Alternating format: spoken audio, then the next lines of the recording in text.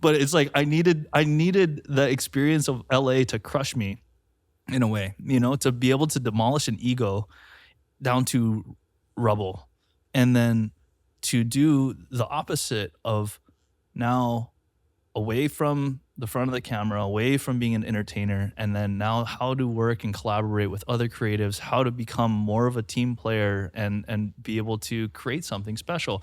And so then from there, I worked my way up from a fourth to a third, worked my way a third, second to a first.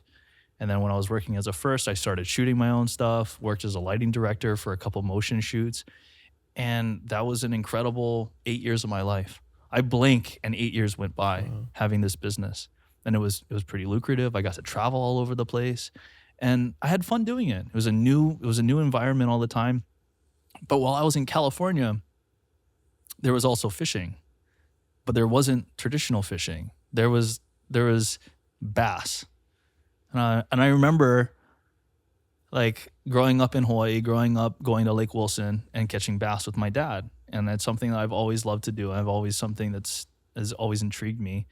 And so I would go slowly start going. There's like these urban ponds in LA, like Echo Park. This is a place called Kenneth Hahn. Like literally these little isolated alois, super pilau, but there's fish inside. And I would just go, just cast, just because it was therapeutic. And that's kind of where things slowly started to change, where I started realizing, oh wow, you can compete doing this stuff. Well, that's kind of fun. Oh, whatever. So I tried. And after putting in a couple years of learning all the ropes and whatnot, I'm like, okay, I'm going to compete. So I started competing. And within the first year, I gave myself enough confidence. And I'm like, oh, well, okay, you're good enough to compete now. And so why don't you actually try a full season of the amateurs, which was the Bass Nation in California. And so my first year they classify you as a boater or a non-boater because you have someone riding in the back of the boat. My first year as a boater. I was off this 1990 old Ranger with not a lot of electronics on it. The thing was pretty bust, only one working gas tank, like full on Pololo boy making work of whatever, had. Yeah. And so I did that season, and I almost won the first event. I ended up qualifying for the regionals, which was something that I never would have thought I would be able to do. And I make it to regionals, and this is 2020. So this is like right around COVID. And everything's going crazy and whatnot. And the regionals were in Havasu in Arizona.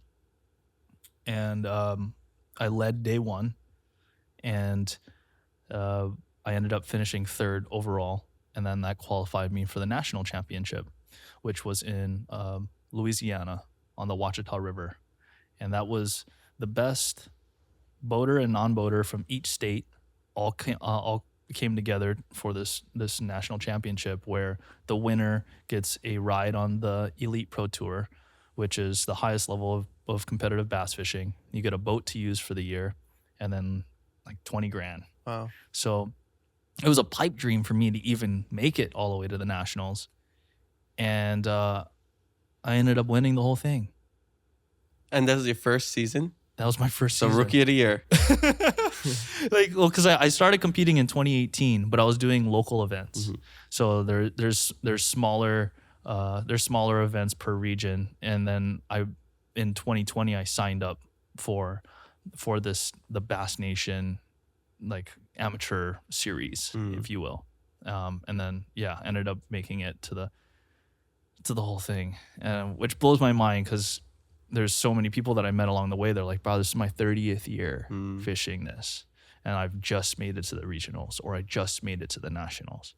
I'm like, wow, okay, well, I'm grateful, but wow. And so right there, it changed my life, because I wasn't sure where I was going in LA. Yeah, working in the photo industry was great. I was getting paid well. I was spending plenty of money living in Los Angeles. I didn't feel whole. There was a part of me that was missing. I'm like, there was something started to eat away at me, where now I'm letting other people dictate what I should be creating, because it's like, okay, this is the artist, this is the references that we want it to look like, and then we need you to make it. Mm-hmm. And I'm like, okay, but what if that artist is like really not a good person? What if they're not standing up for the right things, or what if they're just not good people? But okay, here you go. We're gonna pay you Mm-hmm. to make them look good.